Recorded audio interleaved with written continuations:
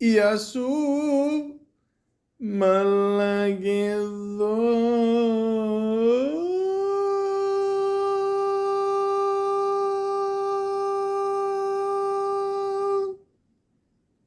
Welcome to the Malaka podcast. Wesley Snipes.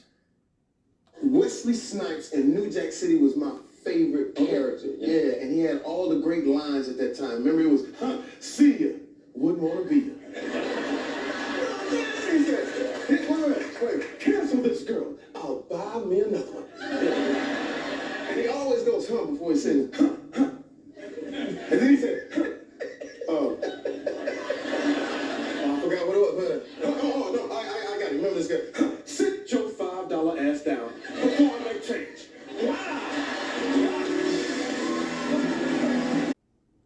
Ladies and gentlemen, that was the great Jamie Foxx. I was thinking about a way of how should I start this podcast? Should I do some impersonations of Wesley Snipes? And then I realized it's Black History Month. And I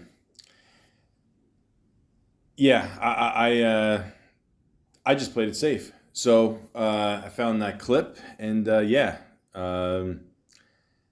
thank you, Jamie. But Wesley Snipes, he's fucking awesome. Ladies and gentlemen, you gotta understand something. I was a kid of, pretty much the 80s, 90s, and this was the heart of action movies. So I grew up with greats like Arnold Schwarzenegger, Sylvester Stallone, Van Damme, Steven Seagal. I know.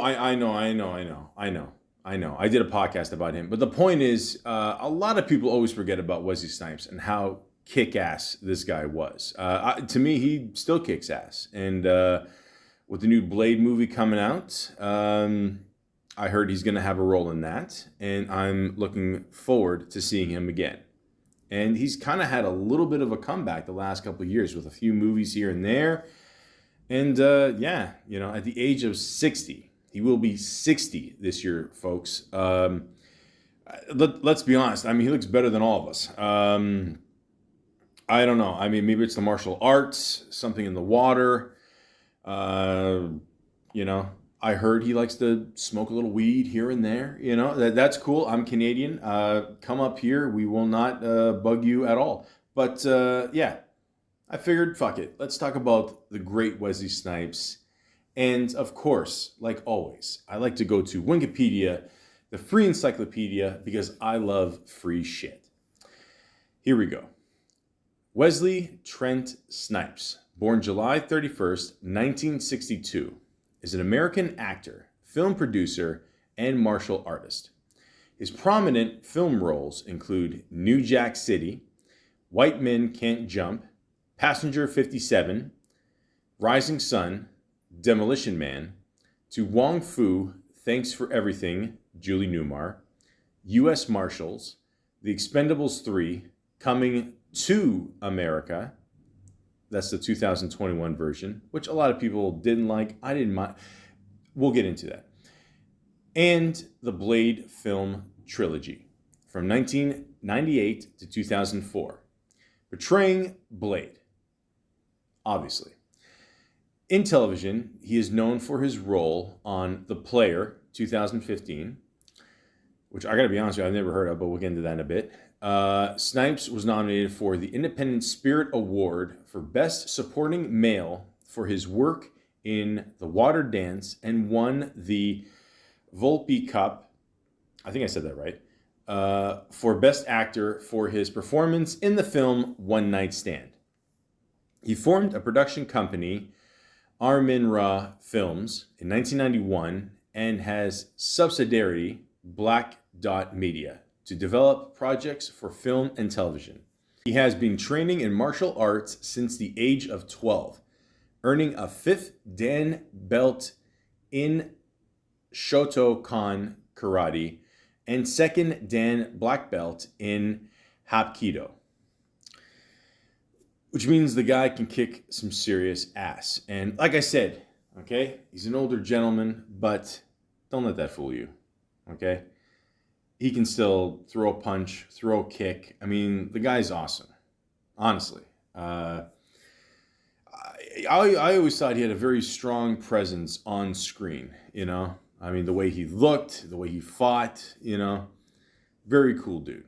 Very cool. So, if you don't mind, ladies and gentlemen, I found some facts about Mr. Wesley Snipes, and I like to share them with you. So, obviously, like I said before, you know, he's a black belt, but he's a double black belt. So, you know, like the ones I said before. Again, I don't know much about karate. All I know is that every time I see a fighting movie that involves karate, you know, something with Bruce Lee or whatever, I always have this feeling that I want to learn karate. And then dinner time comes, and then the feelings pass. You know, but he kept it going all his life, and you know, it's definitely shown off really well in his films. And I don't know. I always said if I was that pissed off at somebody, I would just pick up a gun. I mean, I'd be like Indiana Jones, you know, with that sword guy. You know, I mean, my back is, you know, a little crinkly these days, and I'm just gonna be like, fuck it. But anyways, it says here, you may have noticed from films like the Blade trilogy that Snipes is pretty skilled in the field of martial arts. No shit. But what you may not have realized is that he is really a martial arts expert. Well, how do you not realize that? I mean, that's, what website is this? 80skids.com. Well, yeah, you know, yeah, it's obvious, guys. These are, come on now. But Snipes started learning martial arts at the age of 12, like I said before, and he went on to earn a 5th degree black belt in Shotokan karate. He also achieved a 2nd degree black belt in the Korean self-defense style of Hapkido. So again, guys, I don't know much about either one of these two. All I know is that, you know, when he was making the Blade movies, I'll get into more on that later, but I mean, he kicked some serious ass in these movies. I mean, you know, again, guys, you know, when you watch a movie and someone's just bullshitting, you know, a fight, you know who, you know, like who can actually fight or not, who can actually intimidate people.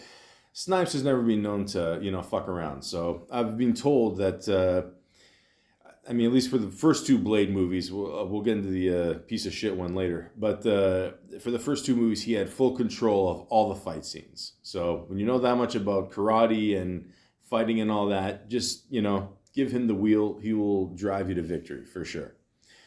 That third one, holy fuck. But anyways, he was also taught capoeira. I think I said that right. An Afro-Brazilian martial art that incorporates dance and aerobics under acclaim Mestre Gelon Vieira.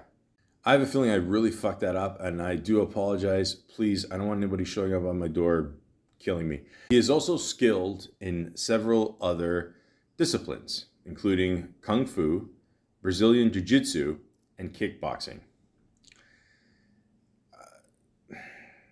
I'll be honest with you guys. Like if I were, like if I knew one of these, I couldn't wait to show off my skills. I mean, you know, that's a great thing about being an actor and an action, you know, actor. Especially, you get to go on film, show off your skills. You know, you don't look for fights in alleys. I mean, maybe Snipes does that in his off time. I don't know. Who knows? I severely doubt it. But I'm just saying. I mean, if I had those kind of powers, holy shit, I'd be jumping around and doing a whole bunch of crazy shit. Basically, it'd be like a real life Double Dragon, like the video game, not the movie, because you know the movie sucked. You know, I talked about before how, you know, you can tell when people can't fight. I mean, the guy that's from the cooking show and John Wick 3, like he can fight. The other white guy from Party of Five, yeah, he couldn't do shit. I mean, it's just, you know, I don't know, he's white. He was almost Georgi, I say that, Georgi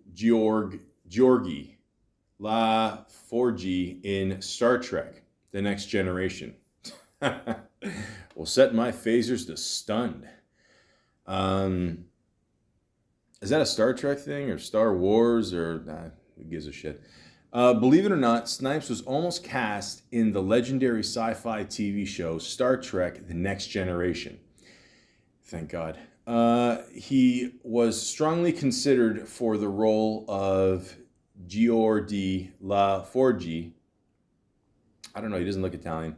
A part which eventually landed on LeVar Burton's desk. There he is. Yeah, the dude with the weird shades there. I don't know. Looks like I don't know. Does anybody else see like an escalator or okay? Back in 1987, when the show first aired, Snipes was still very much an up-and-coming star. He was yet to star in New Jack City or White Men Can't Jump, and so casting him in Star Trek might have been considered too risky at the time. So yeah, LeVar got it. The guy from Roots. A lot of people know him from, Star Trek, obviously. I know him from Reading Rainbow. And now, if you've never seen Reading Rainbow, you got to check this show out. It's fucking trippy. I mean, the intro alone, Take a look. It's in a book. Reading a rainbow.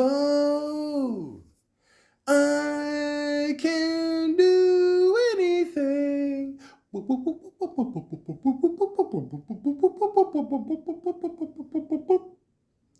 Sorry. Instead of appearing in Star Trek, in 1987, Snipes appeared in comedy film Critical Condition. In the comedy film. Again, guys, I get this information for free, so I can't really complain. Making a cameo as an ambulance driver. The film received mixed reviews, but Snipes managed to secure his breakthrough role in acclaimed film New Jack City in 1991 in any case. Which again, we're going to get into. The movie kicks ass. It's awesome. Ice-T's in it. This is way before Law and Order, before he got offered to do a role as a kangaroo. It's awesome. He almost played Black Panther in the early 90s. Now, this is true. I've always heard this story. So nowadays, the late, great Chadwick Boseman, rest in peace, is practically synonymous with Black Panther or T'Challa, King of Wakanda in the Marvel Cinematic Universe. If I said that wrong, pardon my whiteness. Black Panther was released in 2018, but there were initial plans to make another Black Panther film some years earlier. Snipes told The Hollywood Reporter back in 2018 that Marvel had actually approached him about a potential Black Panther movie back in the early 90s. However, the project was plagued with issues. Marvel was still relatively new and far from the production powerhouse it is today. The whole thing was eventually scrapped. He said, "We couldn't find the right combination of script and director. And also at the time, we were so far ahead of the game in the thinking. The technology wasn't there to do what they had already created in the comic book." Of course, Snipes did go on to play a superhero in a 1990s film starring as Blade in 1998, a film which resultantly had a huge impact on the MCU. Now, guys, let's be honest with ourselves, okay? The technology, yeah, he's right, was not there. Everything was meant to be. I mean, the Blade movies kick ass. Again, we'll get into that in a little bit. But yeah, remember the movie Spawn? Great movie for its time. I would recommend the director's cut because it's just way better. But, you watch it today, the special effects weren't there. I mean, they look pretty bad. I mean, let's just be honest. But again, it was the 90s. So, clearly it wouldn't have been as good as the one that we got a few years ago. So in the end, everything's meant to be. And like I said before, he was great in Blade. So that kind of got the ball rolling there. That, Spawn. And then once X-Men came out, forget it. It was a wrap. He stole Prince's role in the music video for Michael Jackson's Bad. What? I have heard that you got a role as a young actor unknown that was possibly they were considering Prince for in that Michael Jackson was considering Prince for in that role. I don't know if that's true, if that's just a rumor. Yeah, have you ever heard that? Me and Prince were auditioning together, and I blew Prince out of the water. Yeah. For that role in Bad. Prince actually, Michael had told Prince that he had the role, and then he met me. Is that true? This is a true story. Okay, because you just lied about your birthday, and so I don't No. This is a true story. Right. Prince actually was considered the lead character in the Bad video. Right. And Michael met me and then kicked Prince to the curb. Right. Well, here's something I'm curious about.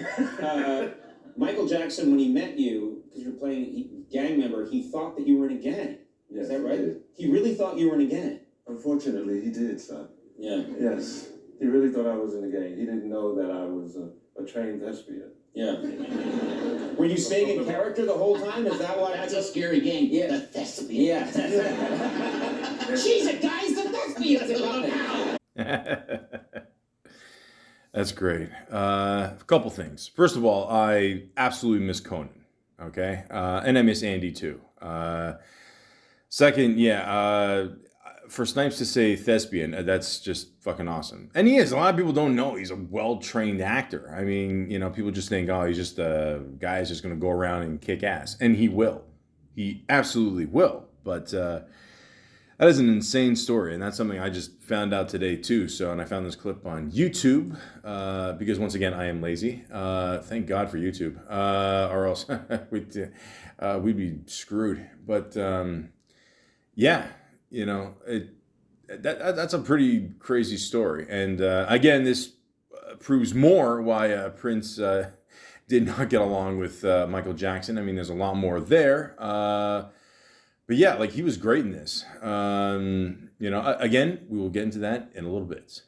Also worth noting that this was directed by Spike Lee, and later on, obviously, Snipes worked with Spike Lee even more, which I'm sure, this was the start of a beautiful friendship here, getting him more roles, Better Blues, Jungle Fever, King of New York, Major League, New Jack City. But again, we're going to get into this, guys. Don't worry. Just be patient. Be patient. Speaking of not being patient, he was so difficult to work with on Blade. Eternity, he would only communicate via Post-it notes. Now, again, guys, I'm not going to lie to you. I think I said this about 5 minutes ago. Blade, the third one, they call it Trinity, or Trash. It is a piece of shit. Again, we're gonna get more into this later on. It's okay. Just relax. But this was not a good movie. Not good. Not good. It just it's just first one good, second one good, third one, fuck. What else does it say here? The Blade Trinity FX team had to digitally open Snipes' eyes for one scene because Snipes refused.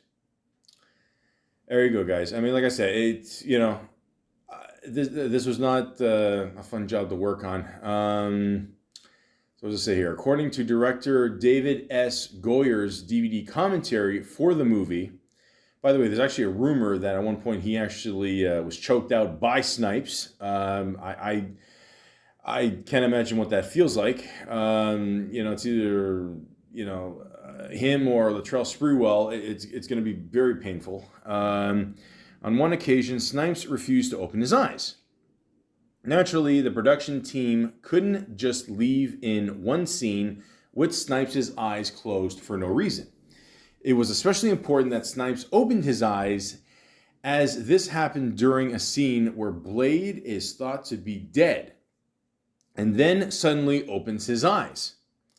Well, that would help. And so the team were made to use digital effects to sub in CGI eyes for Snipes. And it's pretty obvious that the eyes are fake. Snipes has always been fairly coy when it comes to explaining his behavior on the set of Blade Trinity. and has never publicly commented on the Closed Eyes debacle. You know what, like I said, the first one's great, second one, third one, just, he sued New Line Cinema for $5 million over the Blade Trinity debacle. Fuck, this just keeps going. Fresh from the allegedly drug-infused troubles of Blade Trinity. That was another thing too. I heard he refused to leave his trailer. A lot of times it would just reek of weed. Patton Oswalt, you know him from stand-up comedy. King of Queens? He was his buddy in that one. Very funny guy. But yeah, he was on the set there, and he said it would just reek of weed, and he refused to come out of the trailer, just chill. And let's just be honest. I mean, there's been times, I've been, pretty high on the marijuanas, and I don't feel like leaving my house either. So, I know where Snipes is coming from. And it says here, he sued.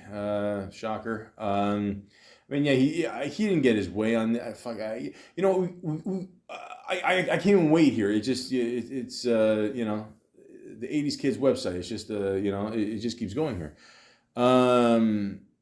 He just did not have a good time here. I mean, he did not have any control over the fight scenes in this movie, I heard, which, again, it doesn't make any sense to me because, I'm one of these people, if it ain't broken, don't fix it. So if, the first one worked, the second one worked, I don't know why. I don't know. It's I don't know. Whatever, man. What are you gonna do? Movie execs, man. What are you gonna do? I don't know. Too much talking, not enough listening.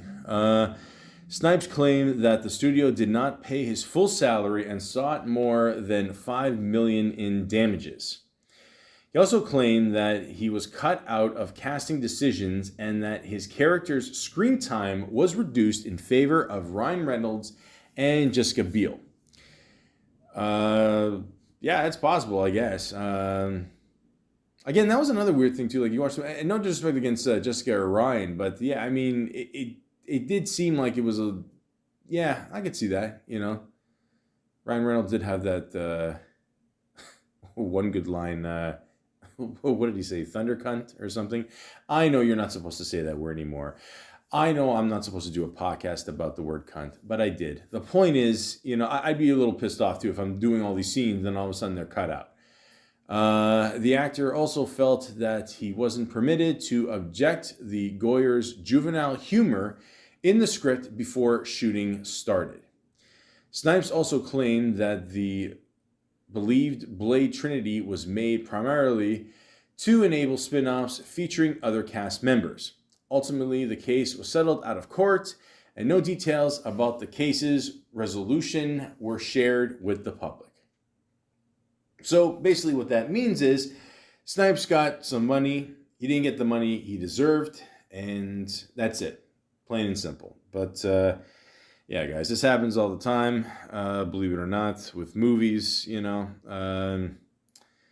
don't know. In this case, I guess Snipes is just lucky to get anything because a lot of these execs, they just say fuck it, and there's fighting battles back and forth, and maybe they finally came to their senses, thinking, hey, why the fuck did we mess with this one when we didn't mess with the first two movies? So I don't get it. I just don't understand. I mean, again, I'll say it again, and I'll say it again. If it ain't broken, don't fix it. He temporarily converted to Islam. Snipes, not the director. Snipes was raised as a Christian, but he converted to Islam in 1978 before leaving the religion behind a decade later. He said in a 1991 interview, "I like to read about different religions: Judaism, Islam, Christianity, Hinduism, and Buddhism. It was actually my martial arts training that got me into it. After all, it's quite spiritual. And at the theater, they always tell you what you're not. That actually made me wonder who I actually am." Shit, that's deep, man. Fuck, that's... I'm not bullshitting, honestly. That's pretty cool. I mean, I never really thought of it like that. That's cool. Also, too, I mean, like I said before, obviously he studies martial arts. I mean, that's a form of relaxation to a lot of people as well. So yeah, I'm not surprised. Also says here, made me more conscious. He's talking about the Islam made of what African people have accomplished, of my self-worth, and give me some self-dignity. It's unclear why Snipes left Islam in 1988, but he has since said that he still holds a great deal of respect for the religion and Muslim people. There you go. Yeah, so seeing a pattern with Snipes. I mean, he doesn't talk about a lot of stuff, which again, there's nothing wrong with that. I mean, I'll be honest with you. I mean, I think as the public, we watch all these movies and TV shows, and we just expect stars that just tell everything about their lives, and it's just.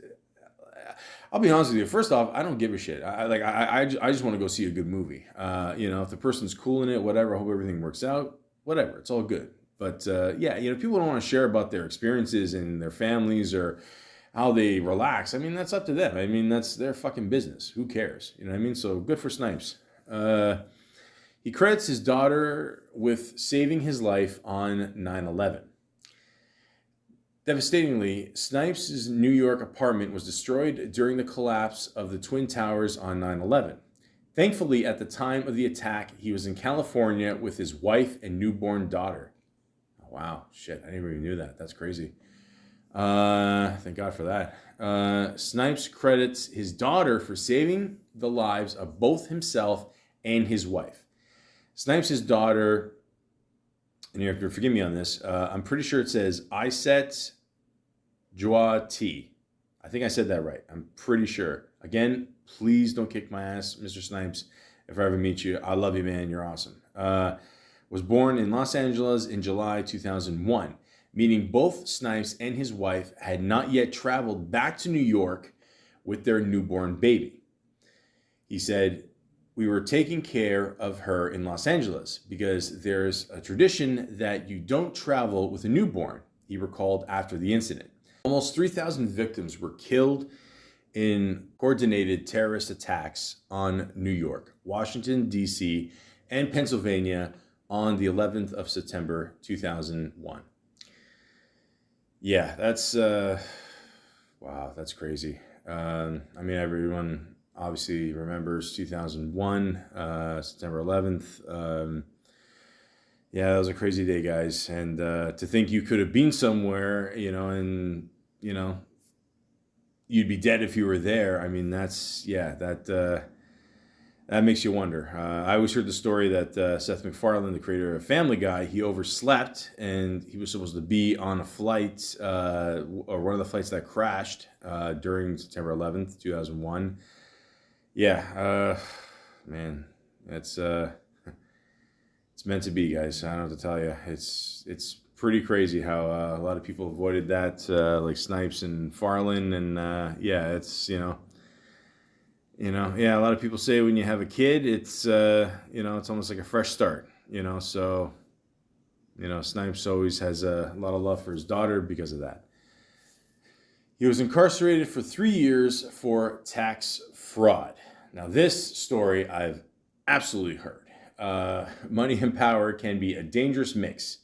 In 2010, Wesley Snipes joined the growing list of celebrities who've been incarcerated. He began his 3-year sentence in McKean County, Pennsylvania, in December 2010 after being convicted of failing to file U.S. federal income tax returns. Guys, ladies, anybody with a heartbeat out there, except for animals, you guys don't have to pay taxes.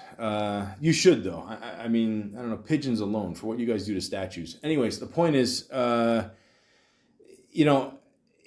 if you're in the public eye, especially, musician, actor, whatever, like, they're going to go after you first. They're going to check if you paid your taxes. You're making millions of dollars. Just pay your fucking taxes, man. There's two things that are certain in life: death and taxes.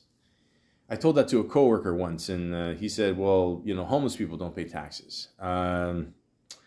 I think that's bullshit because I've seen some homeless people out there with cell phones. So I don't know. Somebody's paying these bills. But the point is, you guys got to pay your taxes, man. I'm telling you. They'll just get you. I mean, eventually. It's just unavoidable. But it says here, he tried to appeal, but the United States Supreme Court declined to hear his appeal in June 2011. He was released in April 2013 and spent the rest of his sentence under house arrest, completing it in July that same year. Surprise, surprise, he rarely speaks about this time behind bars, but he recently did so in an interview with The Guardian in November 2020. As far as the streets were concerned, it didn't change their appreciation for my work and my artistry one bit. Not one bit, he said. Yeah, strong silent type. That's Mr. Snipes for sure, man. And he's the type of guy you do not want to argue with either. So, again, I mean, let's just be honest, guys. It's nobody's fucking business. I mean, he got out there, he did his time, that's it. I mean, what are you going to do? But just don't make the same mistake again, man. We need you, please. He originally wanted to be a professional dancer. All right. Back when Snipes was a kid, he enjoyed physical activities such as basketball, martial arts, and dancing. He also enjoyed acting and talent shows and even landed a small role in a local play when he was 12 years old. But despite his success as a young actor, Snipes always believed his future laid with professional dancing. He enrolled at the High School of Performing Arts as a teenager, which I'm told is a really good school for dancing, and hoped to study both acting and dance. However, he quickly realized that pursuing acting would lead to more rewarding and an enjoyable career. Snipes continued to delegate himself to acting throughout his time at high school and university. Shortly after he graduated, he was cast along Goldie Hawn in 1986 film Wildcats. So, yeah, I'm sorry, I just had this image of Snipes on stage, just I don't know why, not like a ballerina, but again, I'm not gonna go further. I don't want the guy to kick my ass one day. The point is, it's true. Again, like I mentioned it before, he studied dance and it's some movement of art and all that, and it's part of the training and all that. So I'm not surprised, but I think I'm gonna start thanking God every day that he did not pursue dancing and that he went into the movies, because I definitely feel that was his true calling. So but again, Mr. Snipes, if you want to dance, man, go ahead. I don't give a shit. No one's gonna argue with you. Trust me. He trashed John Singleton's Shaft remake after Samuel L. Jackson was cast as the title character over him. Ah. I did not know that. Snipes was initially supposed to star in John Singleton's 2000 remake of 1971 blaxploitation film Shaft. But Snipes reportedly dropped out of the film due to moral reasons and went on to call the resulting film offensive. There's only one Shaft. Richard Roundtree, Snipes said to reporters back in 2000. Referring to the original 1971 film. He went on to say, if you're going to do a remake, there's only one person that can do that. Snipes. Period.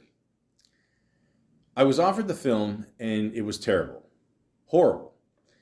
It was an insult not only to the African American culture, but an insult to what the icon of Shaft was. Samuel L. Jackson went on to play Shaft in Singleton's remake. Snipes continually stressed that he had no issue with fellow actor Jackson, but instead was being critical of the film itself.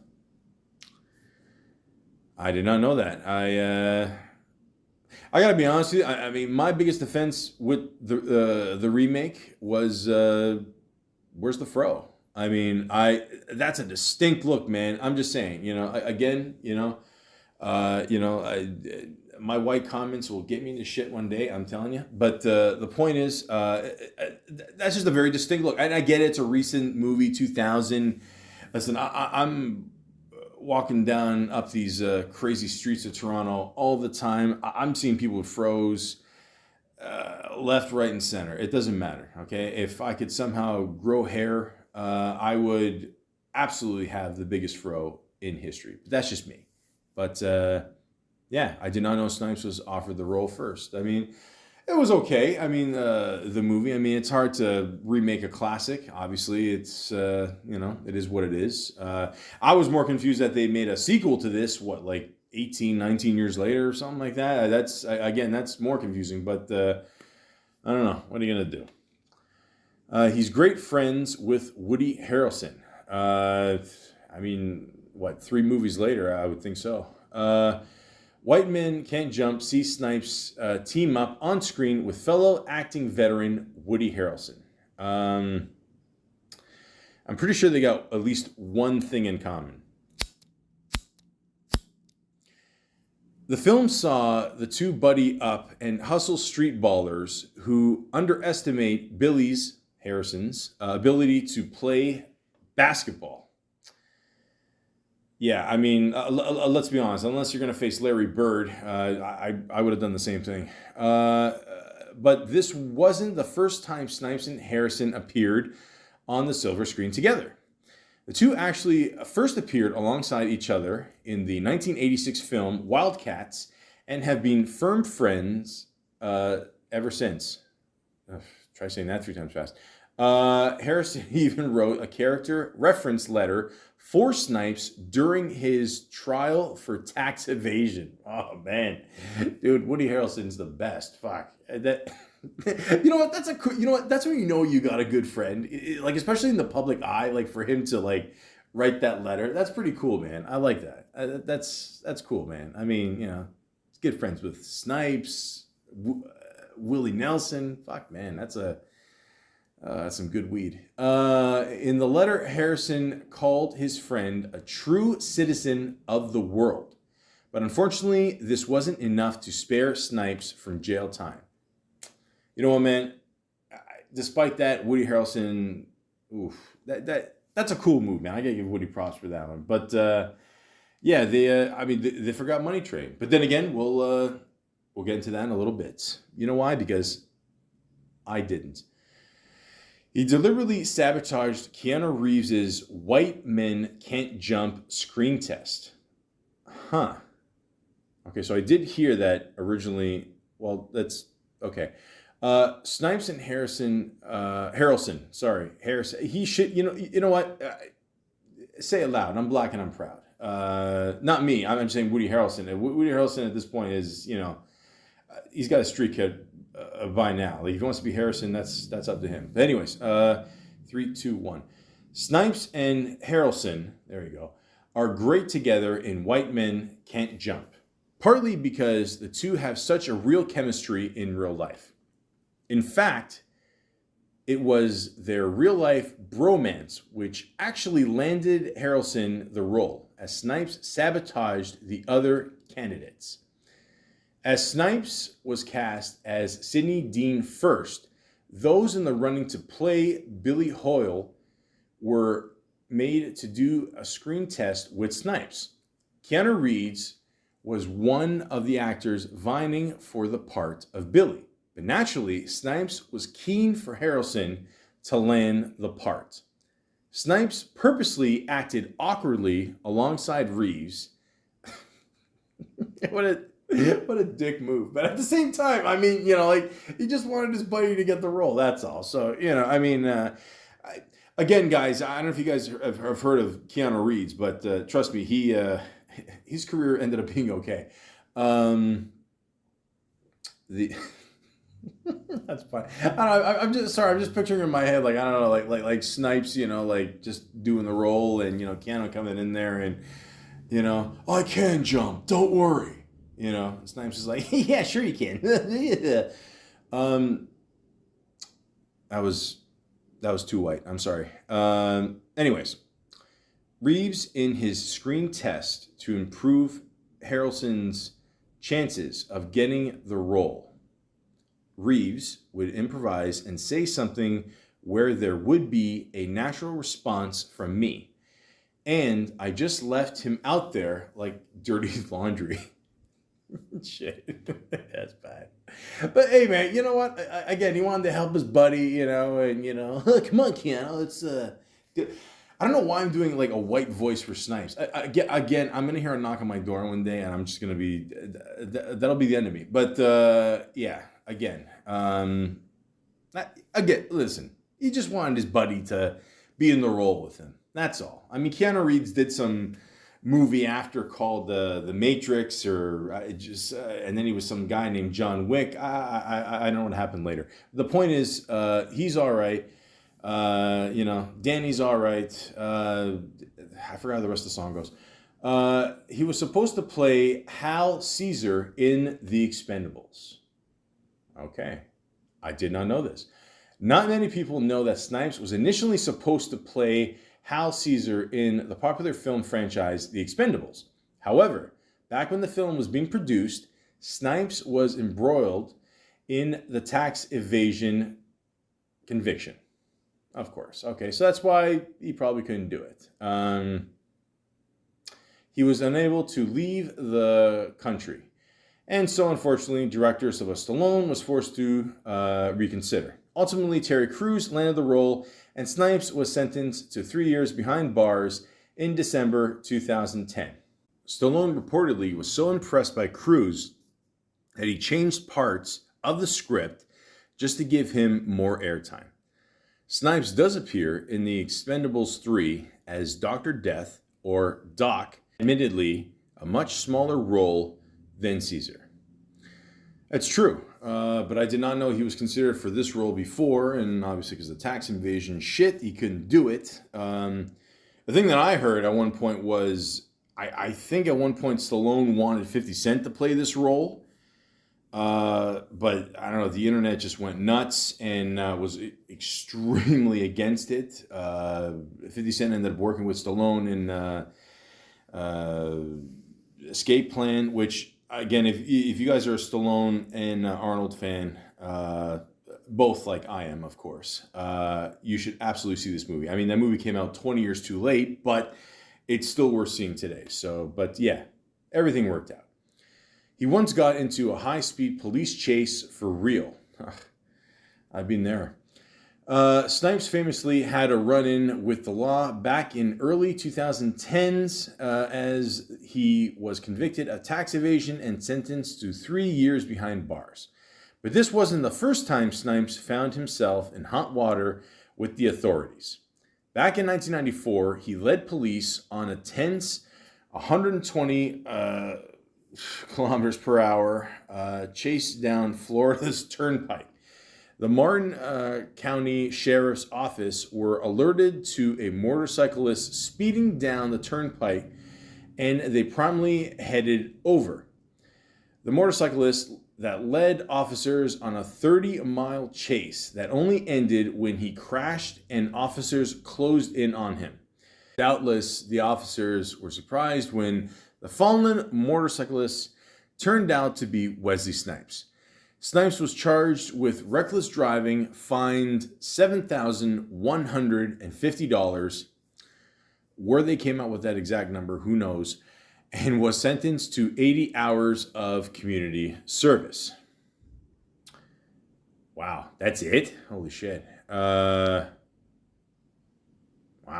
Okay. It pays to be famous.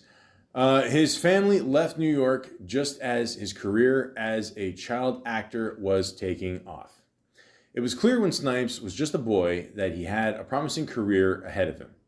Snipes was attending the High School of Performing Arts, where it became apparent that he had a talent for acting, but was forced to move back to Florida before he could graduate. To make matters worse, the school and Snipes' classmates went on to feature in fame, which was filmed at the High School of Performing Arts in 1980. Snipes unfortunately missed out and was unable to appear in the film as he moved to Florida shortly before shooting began. As if that wasn't bad enough, on the very day that Snipes left New York, he received a phone call from the legendary Broadway theater director, Joseph Papp. Papp wanted the fledgling actor to feature in his production of the musical The Me Nobody Knows. But of course, it wasn't meant to be. That sucks. Again, things worked out for Snipes, don't get me wrong. But, like I said before, the school that he went to, a lot of people know about that school. It's a very high-end school, But, it sucks he just left and just missed all that shit. So, it would have been cool to kind of like give back and, do something with your fellow classmates. But I don't know. Like I said, things are just meant to be sometimes. And again, I think things worked out. But get this, guys and ladies. He takes credit for Robert Downey Jr.'s success as Iron Man. I wish I could say the same. Robert Downey Jr. dazzles as Iron Man, but Snipes actually takes credit for Downey Jr.'s stellar performances. Speaking to the Telegraph in 2014, Snipes recalled a phone call conversation he had with the Iron Man star wherein he imparted some words of wisdom to the nervous actor. He said, "I remember he actually called me, but I didn't return the phone call at the time." Robert was concerned before Iron Man and was trying to find out what it's like to play this comic book character because I had already done Blade.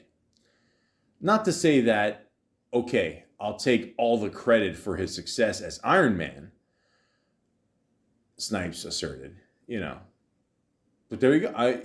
Okay.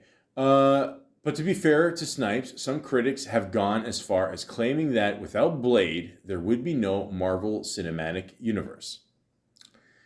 Guys, like I said before,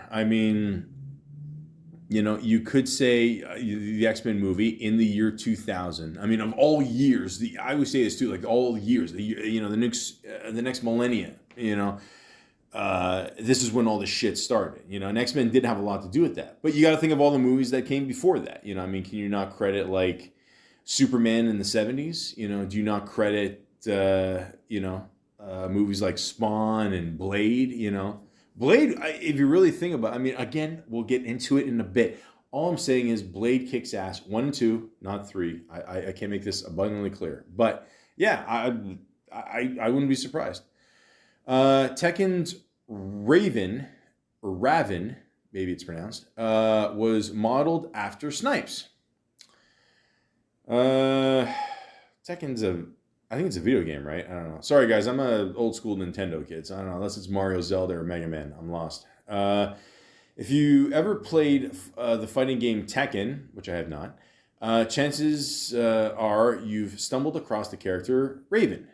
I'm just going to go with Raven. Raven was introduced in Tekken 5 and has appeared in all subsequent games besides Tekken 7.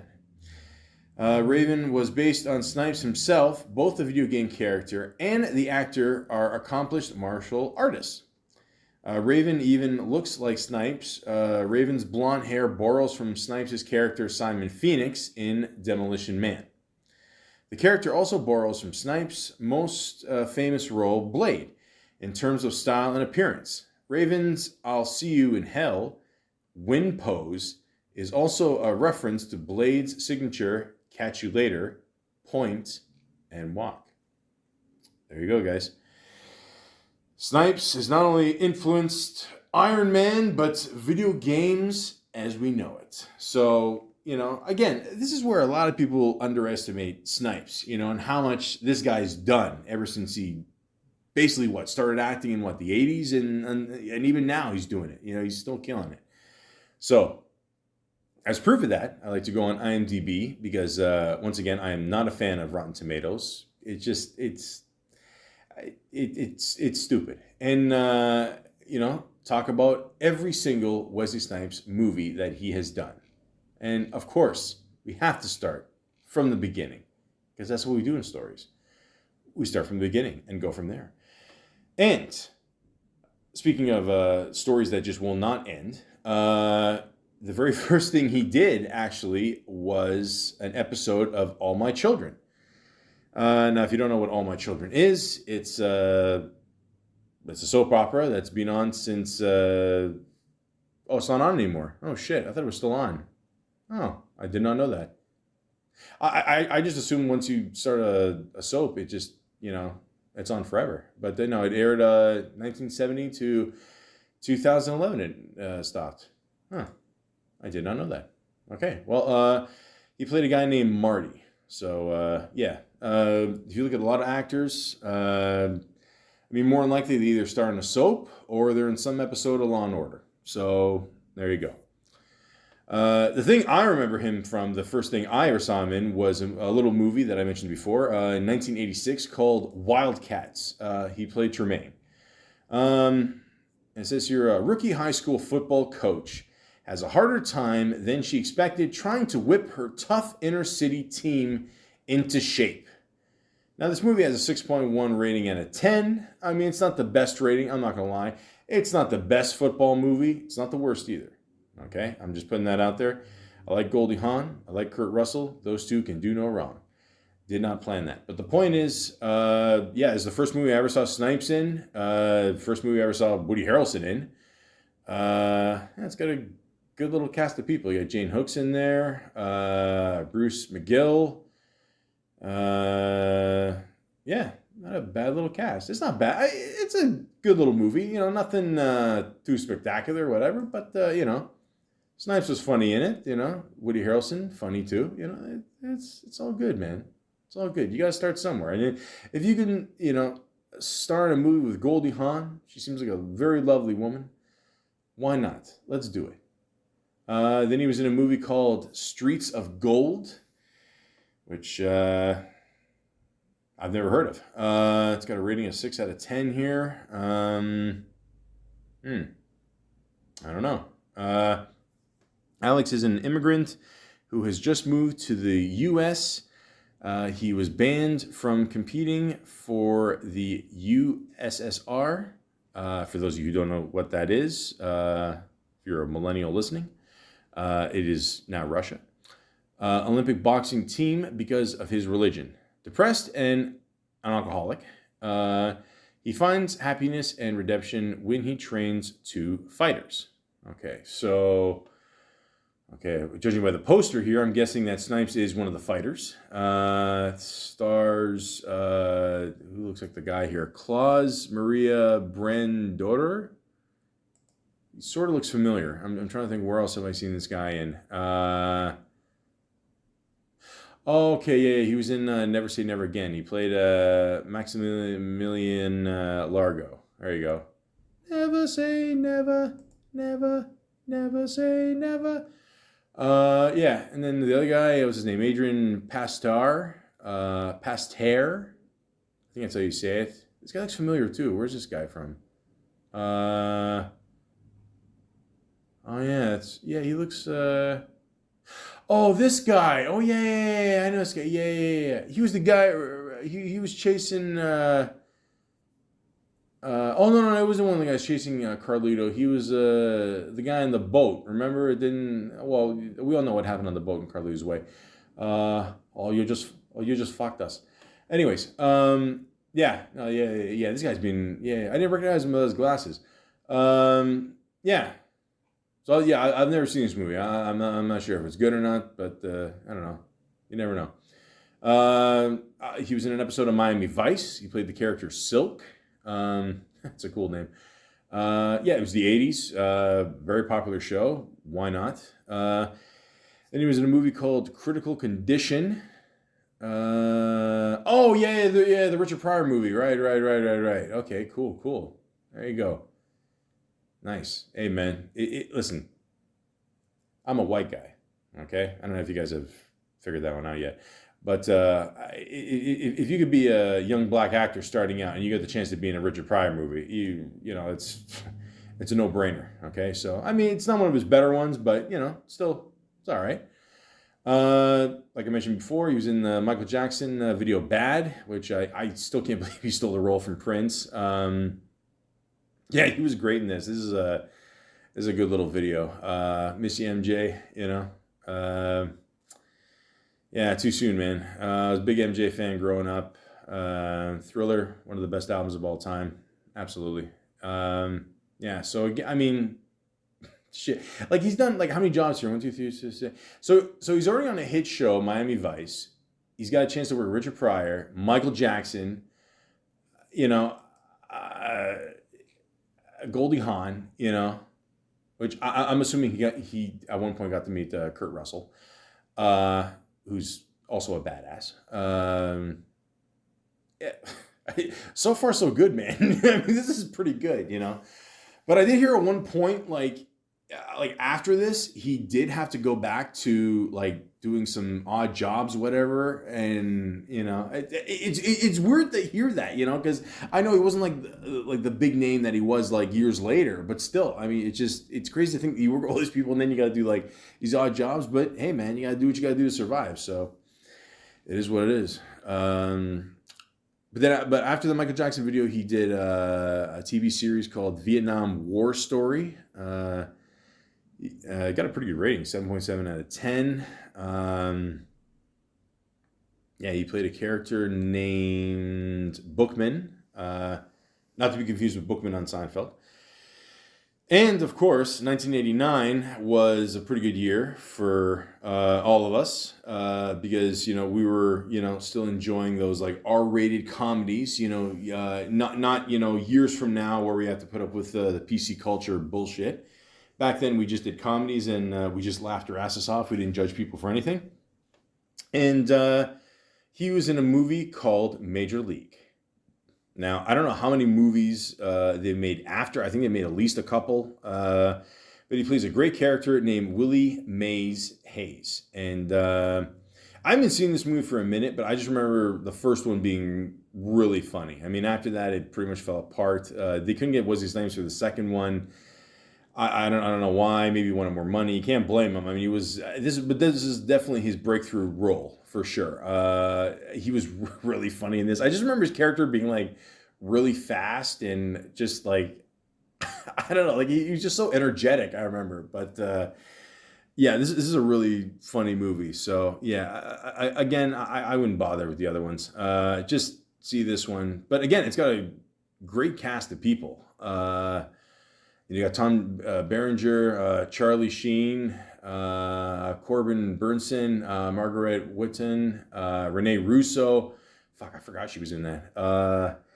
Dennis Haysbert, who, if you don't know who that is, he's the, is he the Allstate guy? Yeah, he is. Yeah, that's Allstate, Stan. Yeah. This guy's got a kick-ass voice. But yeah, this is a great movie, great comedy. I don't know why they don't have. Well, I mean, look, we all know why they don't have comedies like this anymore because people bitch about everything. But yeah, check this one out. Very good. Then he was in a TV show called A Man Called Hawk. Another TV series called The Days and Nights of Molly Dodd. Another TV series, Help. I Need Somebody Help. No, I'm assuming that had nothing to do with the Beatles. Okay, and then 1990. Okay, here we go. We're back on track again. So he's in a little movie I like to call it's actually called King of New York. Great little movie, cool movie. Christopher Walken kicks ass. His character's name is Frank White, which if you listen to the late great Notorious B.I.G., that's one of his aliases. Of course, obviously got it from this movie.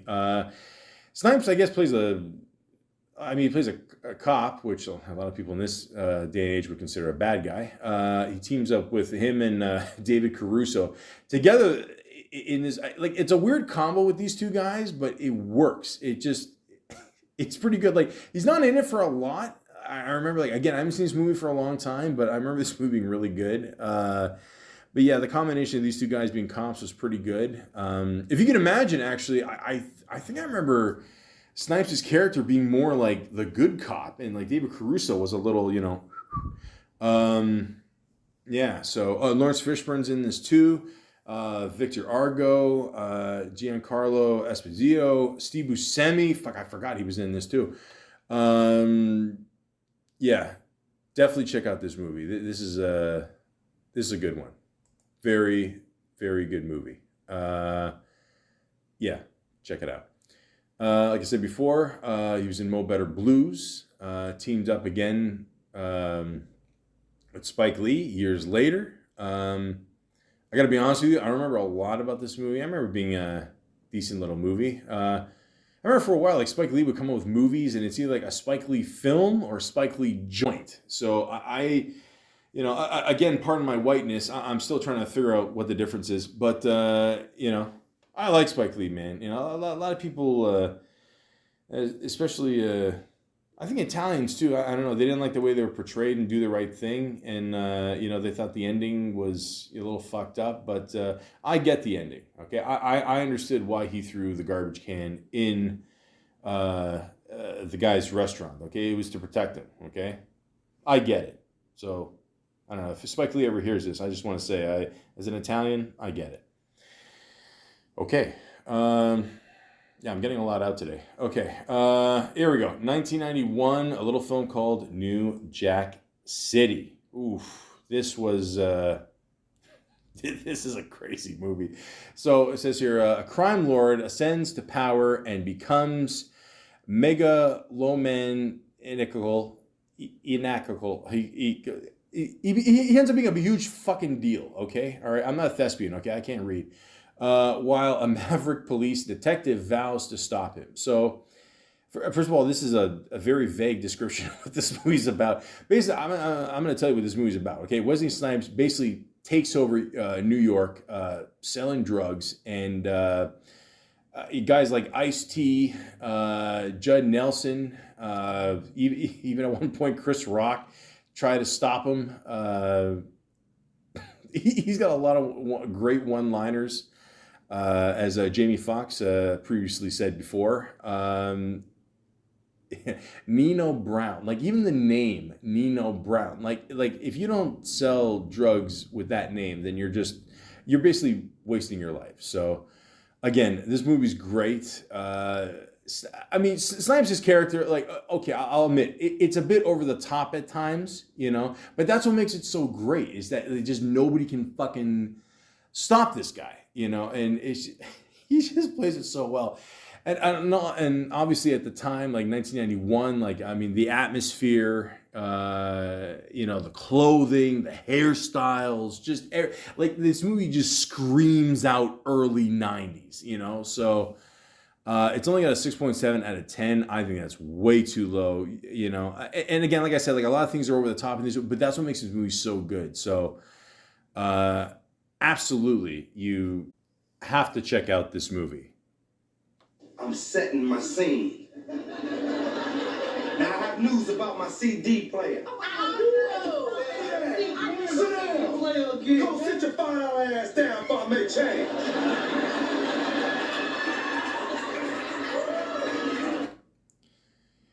Excuse me, folks. I'm sorry. That's actually Martin acting out Nino Brown on the TV show Martin. But again, that gives you an idea of how impactful this movie was. I'm sorry. Let me try this again. You fucked up. You fucked up big time. You're incapable of running this shit. Sit your $5 ass down before I make change. Damn, Gina. That was better. So yeah, definitely check out this movie. It's awesome. The soundtrack alone is awesome. Great scenes, great acting. I love it. I absolutely love this movie. So, New Jack City. It's not new anymore, but check it out when you get a chance. You'll absolutely love it. And then he did a movie called Jungle Fever. Same year, 1991. Again, teaming up with Spike Lee. Good little movie. Basically, the concept of Jungle Fever is, a mixed race. I'm like Costanza on Seinfeld. Like, can you say the word mixed anymore? No, I don't know. Who cares? It says here, friends and family of a married black architect react in different ways to his affair with an Italian secretary. I mean, Italian secretary. I'm assuming she's good looking. Let's see here. Annabella Ciora. I'm going to get in shit for that one. I know her. Oh, she played Gloria on Sopranos. Oh, yeah. Right. Well, listen, if Tony Soprano can't turn her down, I don't think Wesley Snipes is going to. So, yeah. Again, I vaguely remember this movie, but, this is it's a good movie. It's a good one. Check it out. The Water Dance.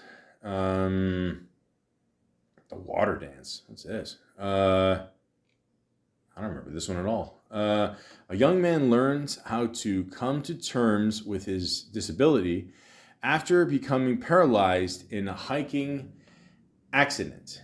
Man, that's why I don't go hiking.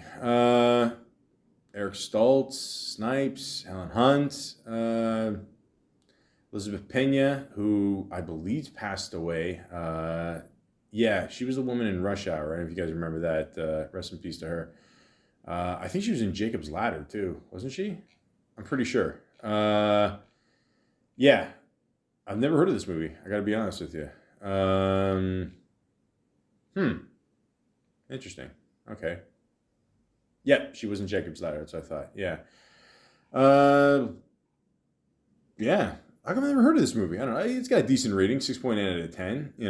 I always say if a movie's like around 6.5, you either could like it or you could hate it. So it's up to you guys. But one movie I absolutely loved and will forever love. Not because I'm a white guy who really tries to play basketball. White men can't jump. This movie had a little bit of everything. That's what makes this movie so good, is that it's got comedy, it's got drama, not so much action. I mean, a little whatever here and there. Rosie Perez, lovely woman. I don't think she ages either. But yeah, good little movie. Obviously, let me do a little explanation here. Black and white basketball hustlers join forces to double their chances of winning money on the street courts and in a basketball tournament. So the whole question in this movie, if you've never seen this movie before, is can Woody jump? I can't believe I just actually said that sentence. But the point is, this is a really good movie. And around the middle of the movie, you might find out if he does. And then at the end of the movie, you might find out if he does. But this is a good little comedy. This is a good representation of the 90s, too. Especially in L.A., for sure, this is a really, really good movie. Again, I have not seen it in a while, but it's one of those movies you could just throw on, anytime, and just sit back and enjoy. And again, it shows more of, Snipes' comedic side, you've seen it here and there in a few movies there, whatever, but, he's a very diverse actor, honestly. I think a lot of people underappreciate him, I wanted to say this before, too, because, a lot of people say he's, difficult to work with and whatever, but, if you give someone control in a movie, if you tell them, look, you have control of the fight scenes or this or whatever, and then afterwards you change your mind, of course the person's going to be pissed off. You know what I mean? So, just give a person a chance to shine and, just show off what he or she can do. So I just wanted to put that with Snipes because I feel even to this day he's very unappreciated. But yeah, I mean he was great in this too. Good jokes back and forth. The whole yo mama jokes. I mean, can we bring those back, please? But other than that, great movie. Same year. Fuck, he had a busy year that year. Again, 92. Passenger 57. Again, I don't remember a lot about this movie, but I remember it being good. And obviously, Mr. Snipes does kick some serious ass. And yeah, he's on a plane and, yeah, it says here, an airline security expert must take action when he finds himself trapped on a passenger jet when terrorized seized control of it. Yeah, so keep in mind this is before, 9/11 and all that, which by the way, if you ever travel on a plane, I mean, they can't have anything to do with like anything, obviously nothing about a hijack or airplane crashes while showing movies on a plane. I heard a thing in, what's it called?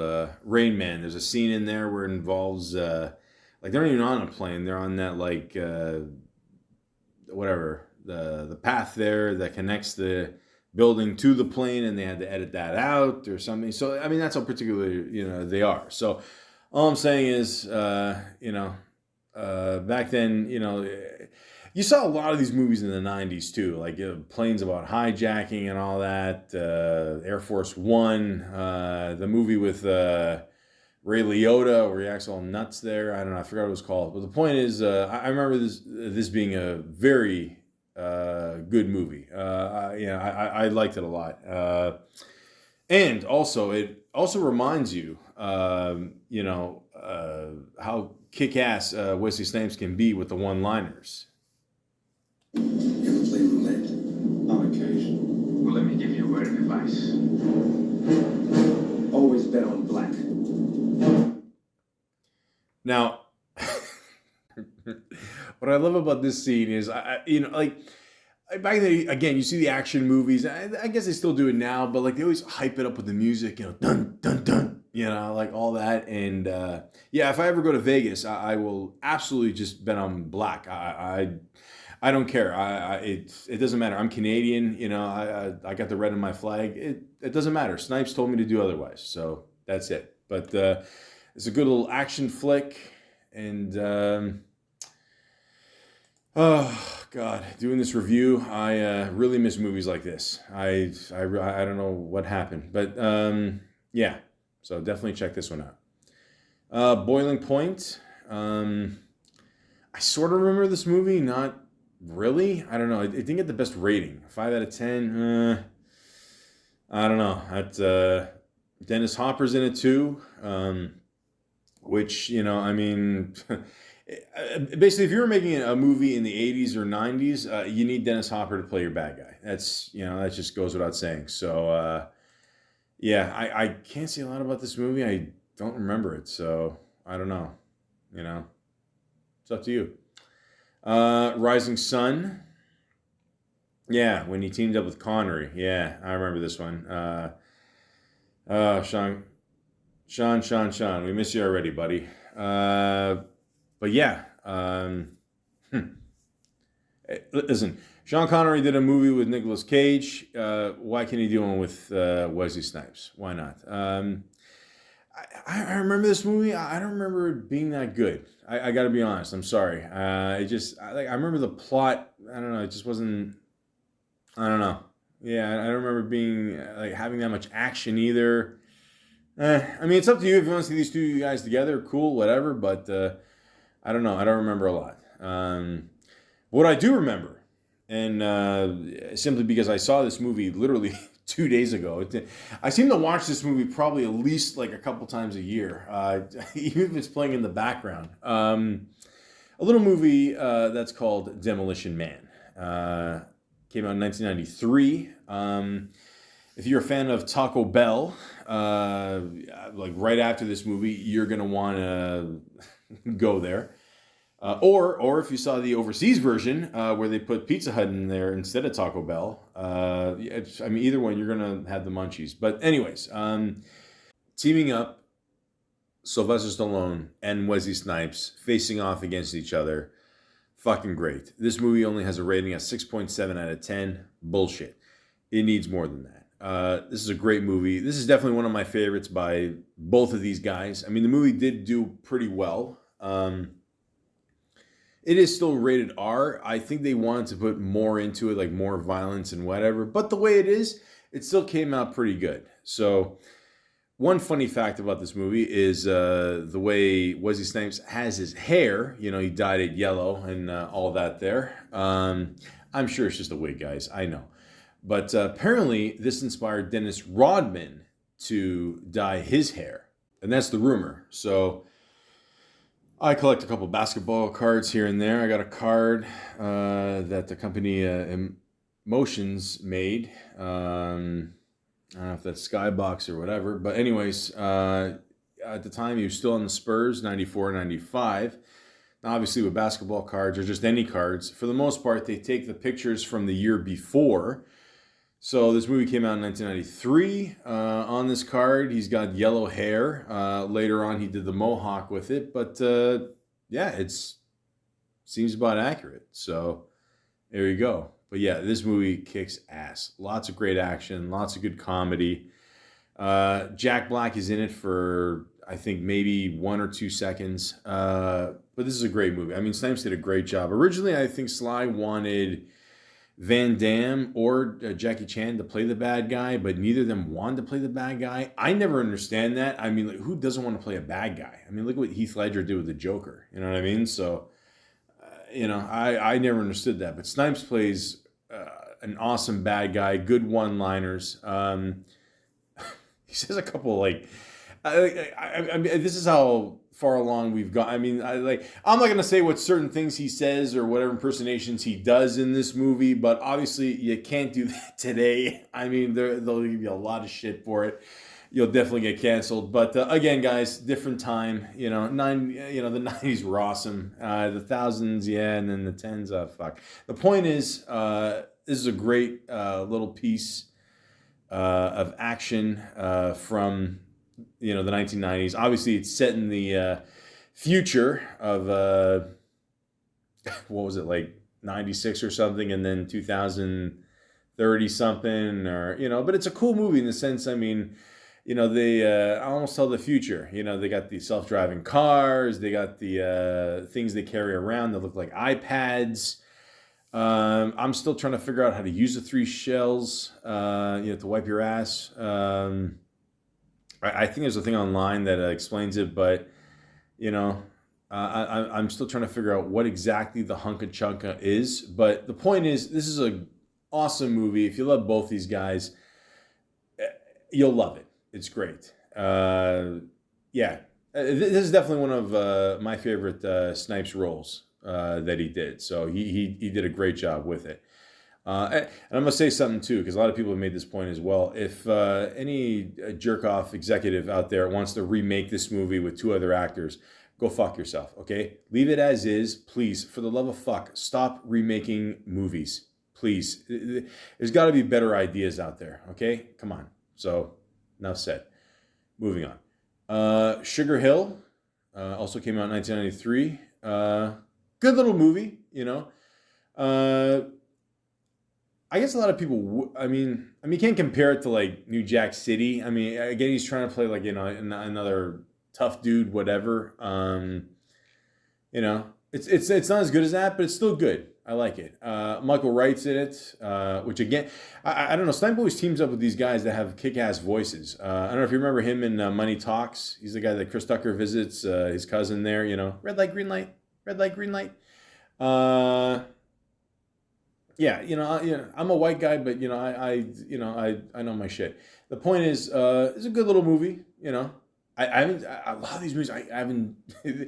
These are where I start to feel old because I haven't seen these movies in like probably 20 years. So, but I remember them being good. So check it out if you want. Demolition Man, the video game, does voices in that. Like I said, voiceover work. Go in there, do your thing, doon doon doon, easy money. Drop Zone. Again, I remember this movie a little bit, but not really. I don't know.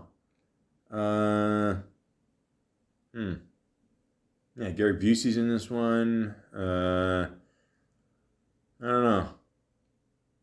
I don't remember a lot. I got to be honest with this one. I'm not sure if it doesn't have the best rating. I mean, 5.6 out of 10. You know, it's up to you. Michael Jackson, videos, greatest hits, history. He talked about his character, Mini Max, in the segment Bad, you know, all these years later. So there you go. To Wong Fu, thanks for everything, Julie Newmar. He plays a character named No Ziba. Now keep in mind, guys, I mean, this is about, what is this movie about? 3 drag queens travel cross-country until their car breaks down, leaving them stranded in a small town. Now, this is Snipes, Patrick Swayze, and John Leguizamo. Yes, all 3 of these guys were in one movie together. I don't believe it either. And they all played, drag queens. And at the time, this was pretty risque. I mean, nowadays, it's just Tuesday, you know. But, back then, you know, all 3 of these guys, you know, you got to give them their props for just going through this role. I've never watched this movie. It's got a pretty decent rating, 6.6 out of 10. That's not bad. But, it threw a lot of people off with, you know, these guys dressing up as women. So, you know, now there's a whole thing about the Illuminati makes you dress up as a woman. I don't know. If you're obsessed with the Illuminati, don't talk to me, please. You're a loser. But the point is, if you want, check this movie out. Money Train. So, not once, not twice, but you got to make it the trifecta for him and his buddy Woody Harrelson to team up again. And, you know, it was okay. I mean, this movie has its moments, you know, but it's okay. I don't feel it's as, not nearly as good as White Man Can't Jump. I mean, out of the 3, for sure, that's their best movie they did together, for sure. Jennifer Lopez is in this movie, yes. Ladies, if you're listening, just if you could, you know, just go on mute for about 10 seconds, that'd be great. Thank you. I'll wait. Okay. Guys, as far as I know, this is the only movie that Jennifer Lopez has full frontal nudity in. I forgot what part, but it's just for a few seconds. So, you know, I mean, if you're, you know, tired of the ass, which we never are. I'm Greek and Italian. It's never going to happen. But yeah, if you want to, you know, you're welcome. Okay, guys, we're back. So this is a, you know, decent movie. And, it's okay. You know, it's nothing, you know. I mean, I guess at one point they were trying to be like, you know, the next, like, Gene Wilder or, you know, Richard Pryor. I think no offense, I think I'm giving these 2 guys way too much credit. Like, it's different. I mean, I'm just saying, you know. But anyways, it's a decent little movie. It's all right, you know. Waiting to Exhale. He played a character named James Wheeler. He was uncredited, apparently. Yeah, that makes sense because I don't even remember him in this movie.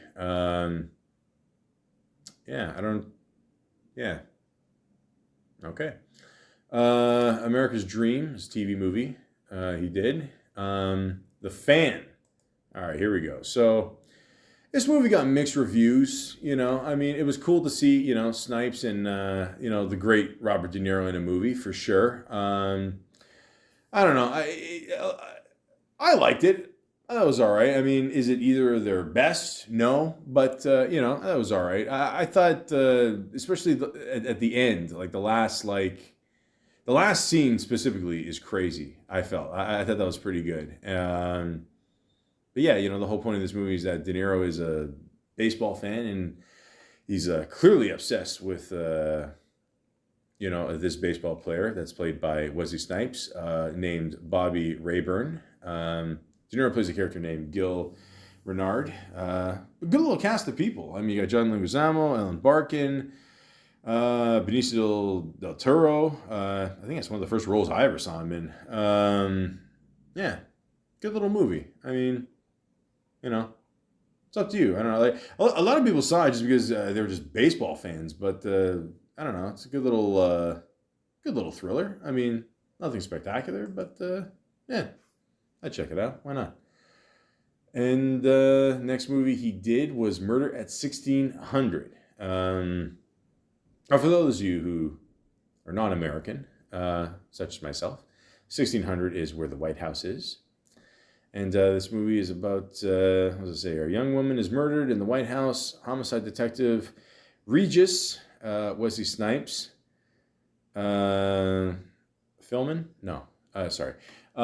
investigates while Secret Services works against him. He's assigned Agent Chance Diane Lane. She eventually cooperates after a man's framed. I remember this movie a bit. I mean, it was okay. It wasn't anything. It was all right. I find a lot of Snipes movies that I'm not that much into. At this time specifically, I was younger and I just like Snipes to, either be more of a comedic role at this point or just do more action. So a lot of times he would do dramas and or drama, suspense, whatever. Not that much action, but So that's why a lot of movies like these like threw me off, but it was okay. I mean, it was all right. Diane Lane, lovely woman. Happily Ever After, Fairy Tales for Every Child. It's a TV series he did. One Night Stand. I don't remember this movie. I'm assuming it's about one night stands. I don't know. Not the best rating. Good little cast, though. Robert Downey Jr., Kyle MacLaren, Natasha Kinski, Ming-Na Wen, Thomas Hayden Church. I don't know. Again, guys, let me know and we'll go from there. U.S. Marshals. Okay, so this movie is the sequel to The Fugitive, but without Harrison Ford. So, you got Tommy Lee Jones reprising his role from the last movie, who was excellent. Absolutely, phenomenal. He's great in this movie, too. Snipes, I thought, was great in this movie, too. But for some reason, Tommy Lee Jones is always after these innocent guys. It never fails. I mean, either way, he gets a paycheck, but it's, it is what it is. It's still a pretty good movie. Robert Downey Jr. is in it, too. He's pretty good, too. John Patagliano's in it. You got Tom Wood, LaTanya Richardson Jackson, Irene Jacob. Good little movie, guys, I liked it. I mean, obviously, it's not as good as the last one. It's pretty hard to top that one. But I don't know. I thought it was still pretty good. I liked it. So, yeah. Say what you want, guys. But I mean, let's be honest. If you make a sequel, it's never as good as the original. It is what it is because you're just repeating the same things and same people. Whatever. But still, it's a good little movie. Still satisfying. Down in the Delta. I've never heard of this movie. Down in the Delta. Rosa Lynn sends her drug addict daughter, Loretta, and Loretta's children, Thomas and Tracy, away from the big city to live in their Uncle Earl in the ancestral home in rural Mississippi. Earl puts Loretta to work in his restaurant, Just Chicken, while also telling them about the generations of their family. The Sinclairs dating back to their time in slavery before the Civil War. Okay. 6.9 out of 10. That's not bad. That's a decent little rating. So at this point, I think Snipes is trying to do more like dramatic roles. You know, I mean, a lot of people know him for, you know, the comedies, the action comedies. You know, so I think at this point he was trying to do more serious stuff. Also that year, a little movie came out called Blade. Now, again, a lot of people credit this movie and just, you know, that yes, it is actually possible to make a good comic book superhero movie on the big screen. I remember when I first saw this movie, yeah, I was like, holy shit, yeah, they put a lot into this, you know. You know, like I said, I grew up more of a 90s kid. Obviously, you know, you saw a movie like Terminator 2, you know, and again, I'm not comparing this movie to Terminator 2, but I'm just saying, like, you know, like, you just want to see a really good action flick, you know, but at the same time, you're thinking, like, okay, when are they going to, like, adapt, like, all these, like, comic book cool superhero movies, and when are they going to give it, like, that kind of treatment, you know, like, you know, put that much more into special effects and make the movie look like a real cool, good movie. You know what I mean? Like, it took them a long time to figure this shit out, you know. If you want proof of that, look at the very first Fantastic Four movie. Okay, I'm not talking about the two that came out, whatever, 15, 20 years ago. I'm talking about the one that came out the early 90s, was never released. I'm sure you can find it somewhere online. The thing is a fucking piece of shit. But this is how far we've come, you know, boys and girls, as or like when it comes to just making good movies. And Snipes was awesome in this role. I mean, Snipes was born to play this, absolutely. So, like I mentioned before, he didn't have the chance to play Black Panther, but holy shit, I mean, he was phenomenal in this. Really, I mean, you really just believed like he was this guy. And Stephen Dorff, you know, a lot of people always make fun of this guy. I thought he was fucking great in this movie too as the bad guy. You got Chris Christopherson, you know, in there as well. Donald Logue, which I always loved. He had a funny TV show for a while, but a lot of people know him recently on the TV show Gotham. He was great in that as well. Yeah, this is a really, really good movie, guys. I'd love to talk about it more, but I don't have to. And it's one of those movies where if you've never seen it before, go see it. I know the younger generation is used to the whole Marvel thing, and maybe they'll look back at this and they'll think, okay, maybe some of it's cheesy or whatever, but this was really well done. Keep in mind, this movie was made in 1998. They put a lot into this shit, and it absolutely paid off. And, you know, again, you can see Snipes had full control over the fight scenes. I mean, and that's what I heard, and it absolutely, you know, just paid off. You know, I mean, like, I'll give you an example. So, like, the budget for this movie was $45 million.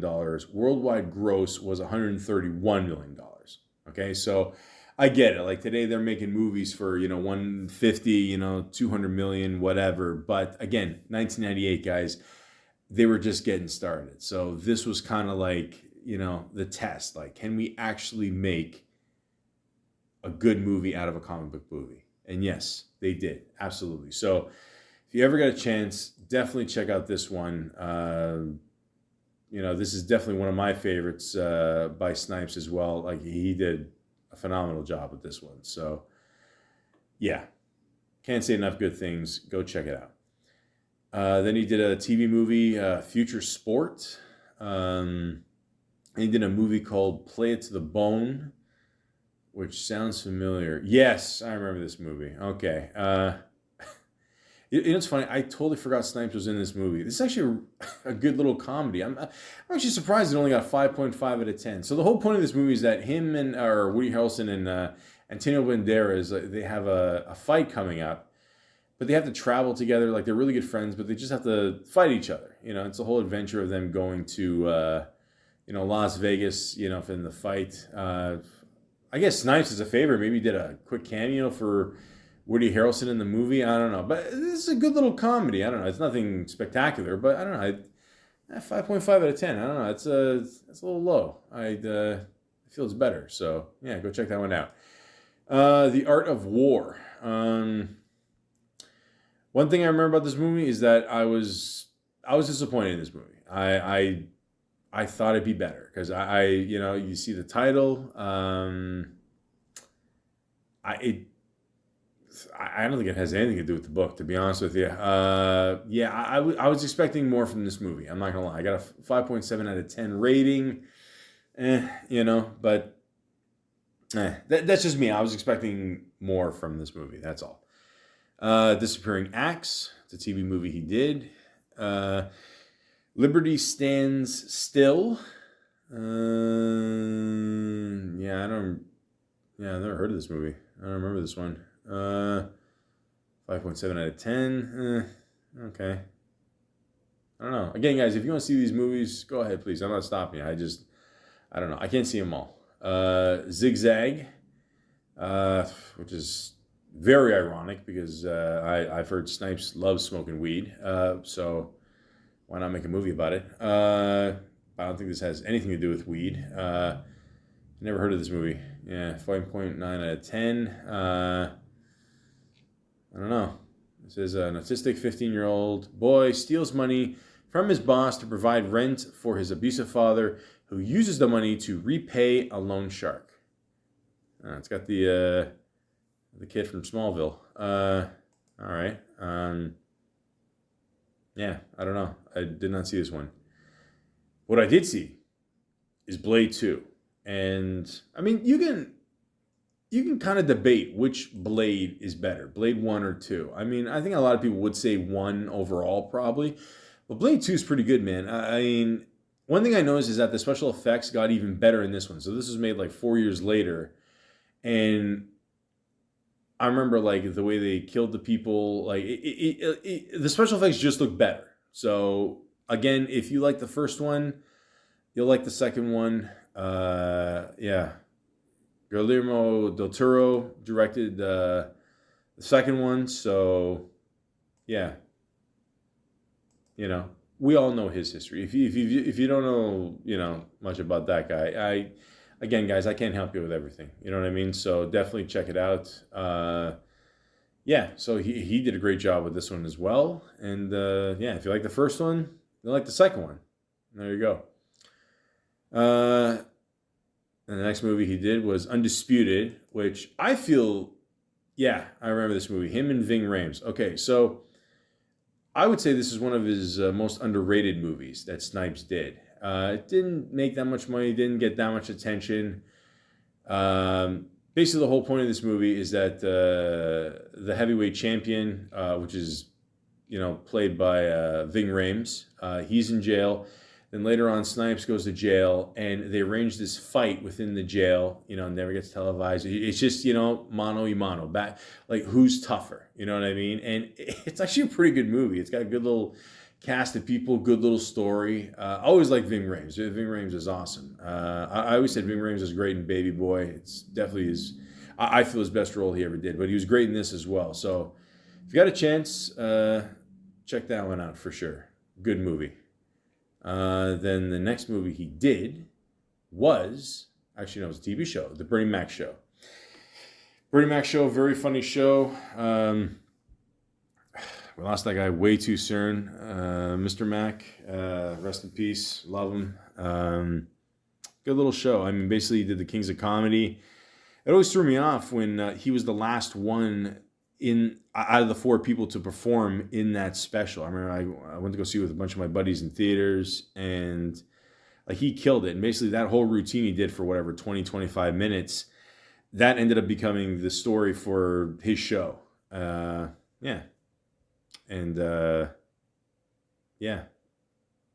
Miss him, man. Very, very, very funny dude. I love Bernie Mac, And Wesley Snipes was in one episode, and he played a character named Duke. Good inside joke there. Anyways, Unstoppable, Wesley Snipes' next movie he did. Never heard of this one. Maybe it's not. I don't know. I don't know. Like at this point, I think a lot of these movies were going straight to video. I think, 5 out of 10.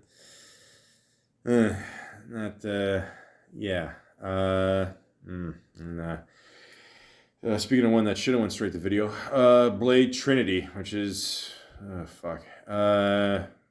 Yeah. Oh boy. I mean, I talked about this enough already. Yeah, they just fucked up on this one, man. I mean, they didn't give Snipes the control that he did the first two movies. This is just, I don't know. Like, I like Triple H, don't get me wrong, but then at one point he's like wrestling a guy, and it's like, okay, what is this, like WWE? What's going on? And I like wrestling growing up, don't get me wrong, but it just, I don't know. I don't know. Not good. Not and this could have been a great trilogy, and of course, with a lot of trilogies, they always fuck up one movie. Usually it's the second one, but yeah. Third one, yeah, not good, guys. So just I'll be honest with you. Just pretend this one doesn't even exist. I mean, there's no point. I mean, even Wesley Snipes, like I said, doesn't want to talk about it. So, forget it. And he did a video, 7 seconds. Another video of The Marksman. I did a movie called Chaos. Don't know. It's Jason Statham, Ryan Felipe, which I recently saw in the MacGruber show, which is fucking hilarious. If you like the movie, you'll like the TV show. But yeah, I don't know about this movie. I did not see this one. The Detonator, didn't see this one. Hard Luck, no. The Contractor, no. The Art of War 2. Betrayal, which is what I felt after the first one. 4.3 out of 10. Yeah, it's nope. Brooklyn's Finest. Okay, so this is the same director who did Training Day as well. It's kind of like I'm not saying it's like Training Day, but it gives you like different stories about other police officers. Also, Ethan Hawke is in this one, and I don't know, his character does a complete 180 compared to Training Day, that's for sure. But this movie's all right. I mean, to be honest with you, actually, for a long time, I didn't see Snipes in anything. I mean, like I said, a lot of these movies were just going straight to video, and all of a sudden he shows up in this one for a couple scenes. I was like, oh, cool. It's just good to see Snipes in a movie again. So, but the movie was okay. It was all right. Then he was in a movie, Game of Death. Yeah, I don't know this one either. No, didn't see this one. Julia Stiles, The International, video game. Again, voiceover work, easy money. Gallo Walkers. I didn't see that one. Okay, here we go. So, 2014, we saw Expendables. We saw Expendables 2. Okay, and now we're thinking, like, who else is, Sly going to add on to his team? And, of course, I said before, the story that he wanted Snipes for the first one. Didn't happen. Second one, no. Third one, boom. He's finally there. Awesome. It's good to see him there. First off, Snipes, he pulls off the fastest shaving job in history in this one. Also, there's a scene in this movie where, he just pokes fun at himself. And it's pretty funny. Heard you killed more people than the plague. How about that? Why they call you Dr. Death? Used to be a medic. That was a long time ago. So why'd you get locked away? Tax evasion.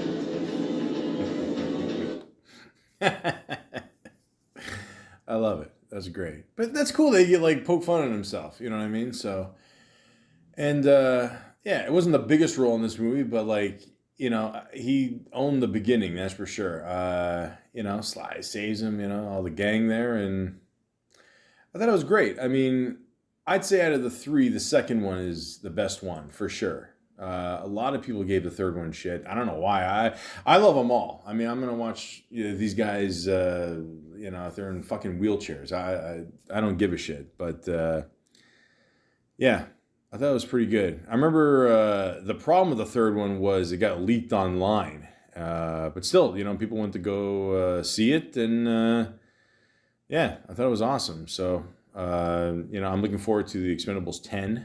I heard that Sly wants to make another one. He's probably I think he wants to pass the torch to Jason Statham, and there you go. We'll go from there. So, yeah, we shall see.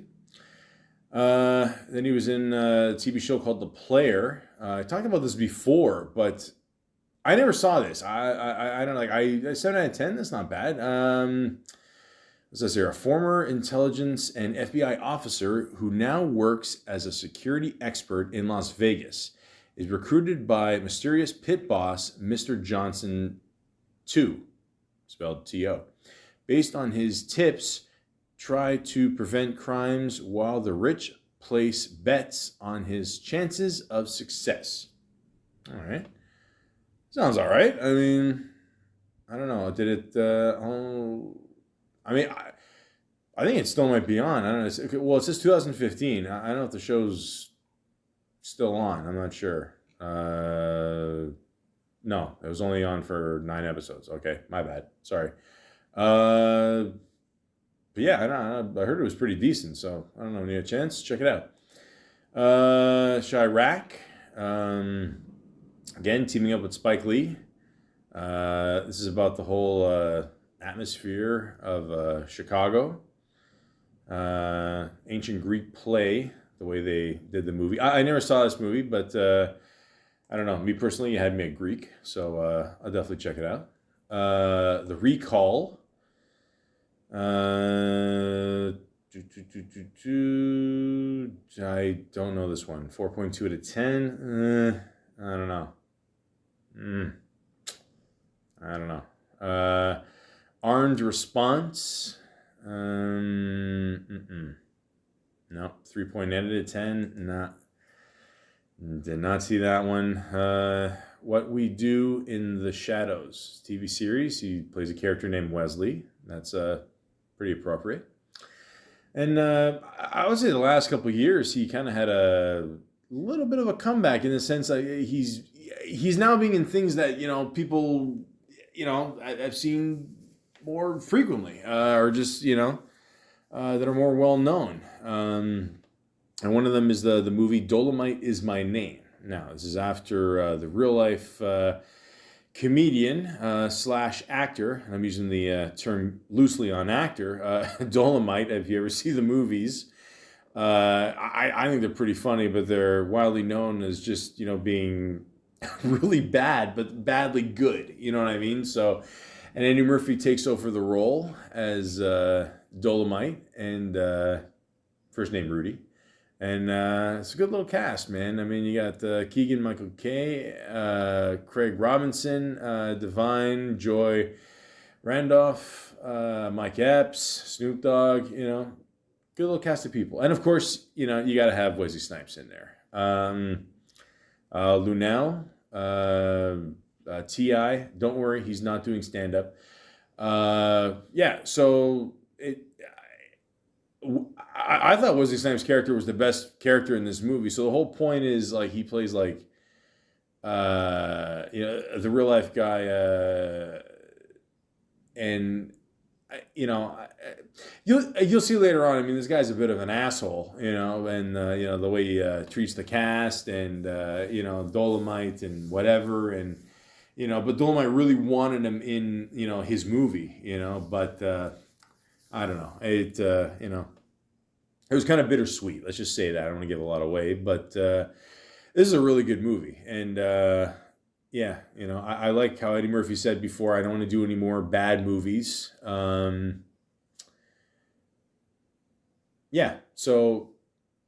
I think a lot of people were expecting me to say something. I will in a minute. But the point is, this is a really good movie. Check it out if you get a chance. Cutthroat City. I don't know this one. Another movie with T.I. Okay. 4.8 out of 10. I've never heard of this movie. Oh, directed by RZA. Okay. Obviously we all know RZA from Wu-Tang. I mean, come on, man. I'm not going to say anything else. By the way, if you're not watching the new show, Wu-Tang, obviously about the, how the group was formed and all that, the last 2 seasons have been absolutely awesome. Just fucking great. I mean, the way they're doing that show. It's a shame they're only going to make 1 more season, but yeah, definitely watch that one. I haven't seen this movie, so I don't know, but yeah, go on, check it out. And okay, so the joke I was going to say 2021, in the midst of all, everything that's been happening COVID-wise, this movie got delayed for a little bit, supposed to come on theaters. Then I heard that Amazon bought it for, I believe, 100 million, 125 million, something like that, whatever. Either way, these movies got to be released and someone's got to make money. So Coming to, that is the number 2, America. Obviously, it's the sequel to Coming to America. Yeah. I didn't mind this movie. I gotta be honest with you. I don't know why people people really shit on this movie hard. I don't know. I didn't think it was that bad. I mean, obviously, it's not going to compare to the original. I mean, the original is like one of Eddie Murphy's best movies he ever did. That 48 Hours, Trading Places.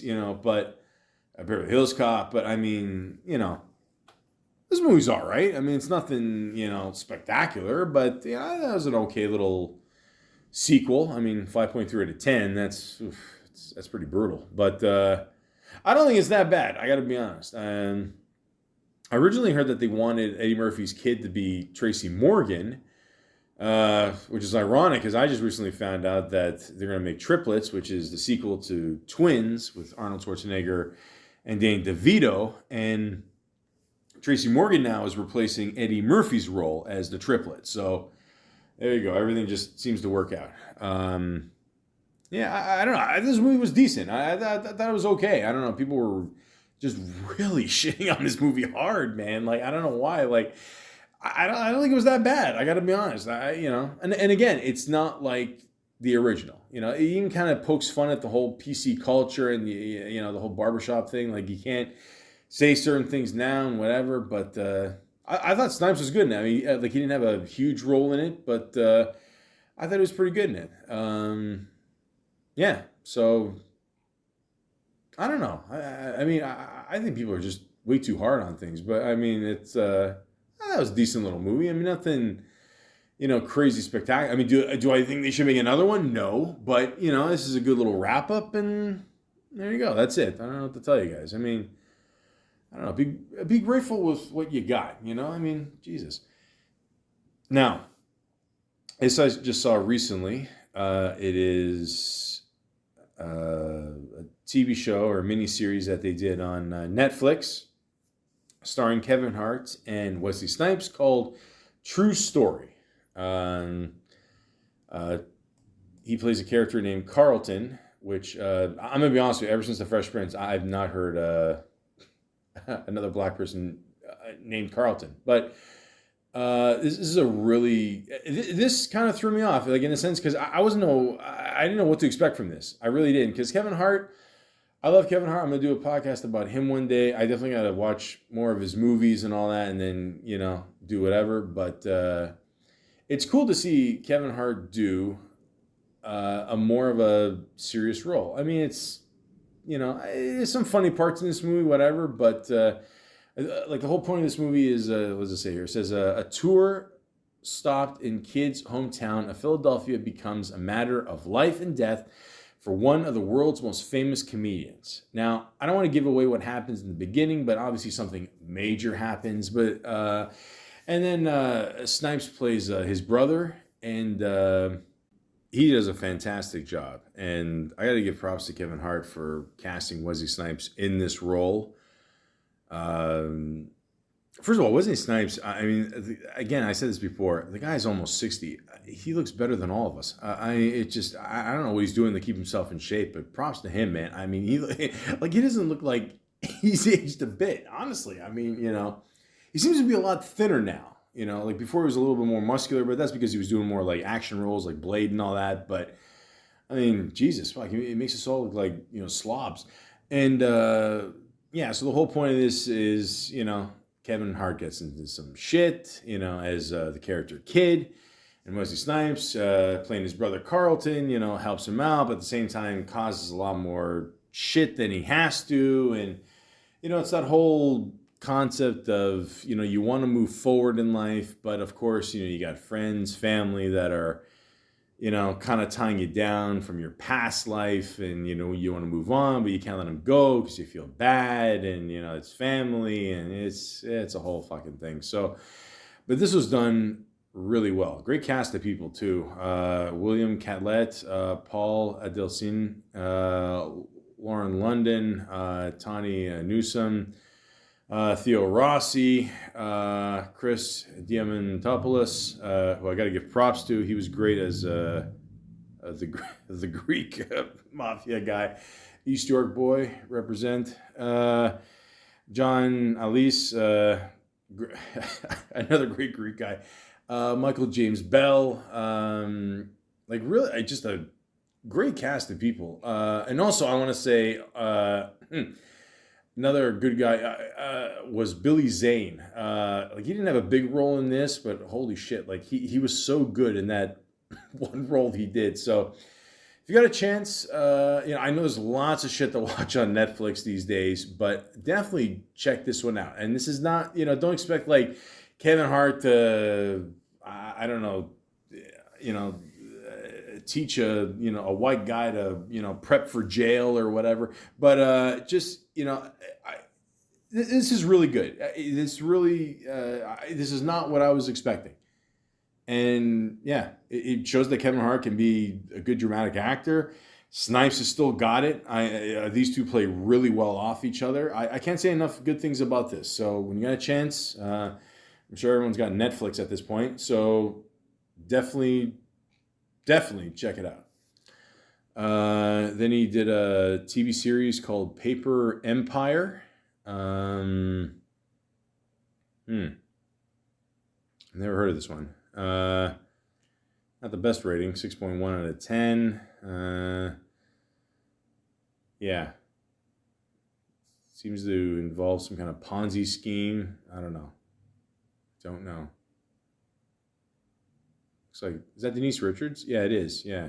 Okay, cool. Nice. Lovely woman. Yeah. So, I don't know. I didn't see it. And finally, you got one thing lined up in 2022. It's in post-production. It's a little thing called Back on the Strip, where he plays Luther, Mr. Big. It says here, after losing the woman of his dreams, Merlin moves to Las Vegas to pursue work as a magician, only to get hired as the front man in a revival of the notorious black male stripper crew, the Chocolate Chips. That's funny. Come on.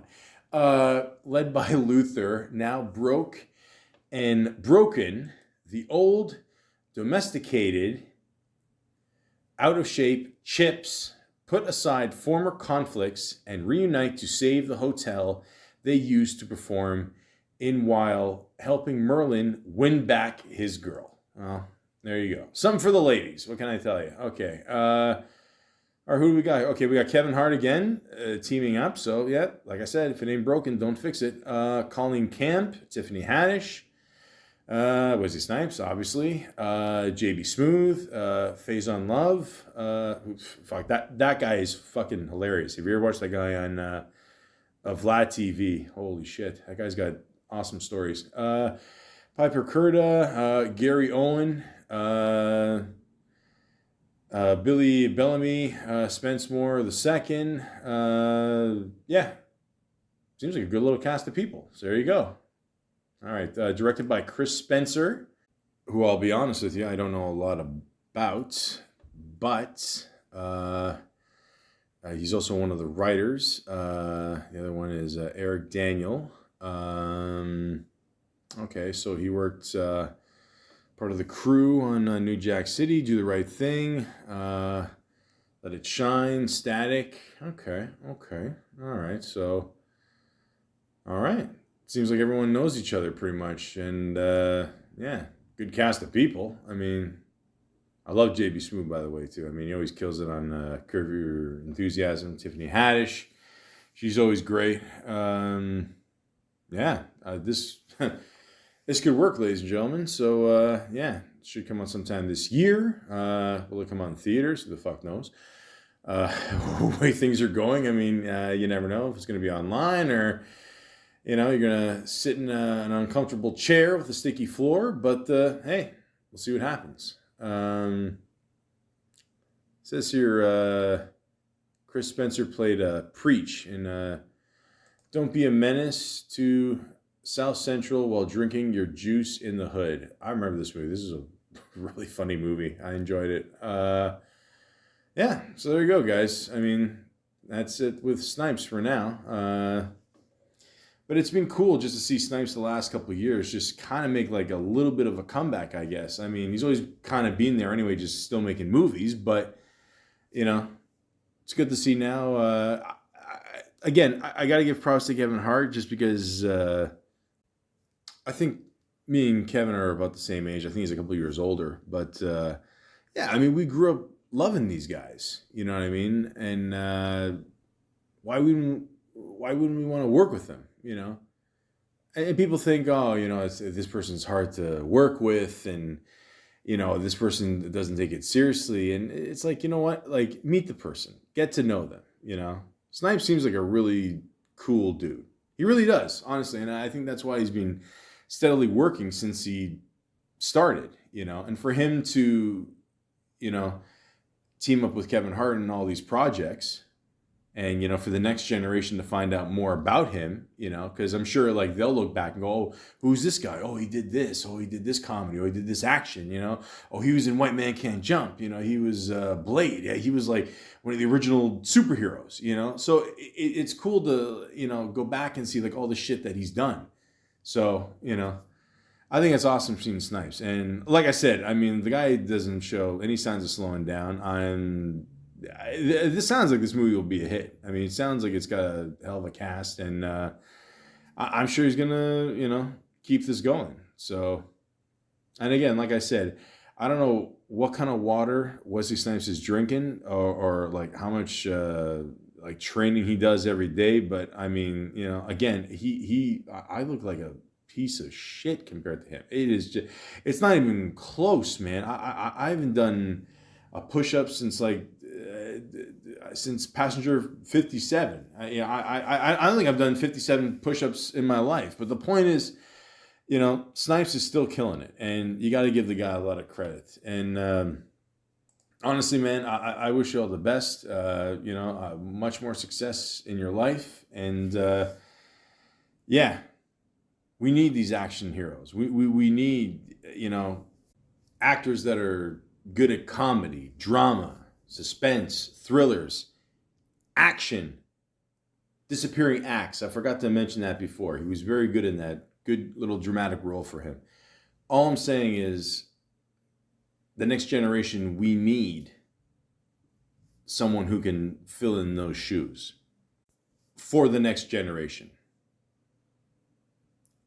We need a thespian with balls. And if we can't find one, we got one right here. We still got the one and only Wesley Snipes. Hey,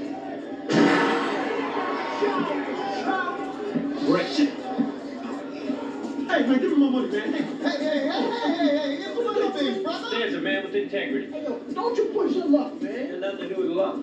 Hey, yo, we said we was going to Sizzler. Oh, man, shut your anorexic, malnutrition, tapeworm having, overdose, Dick Gregory, Bahamian diet drinking ass up. Leave me alone.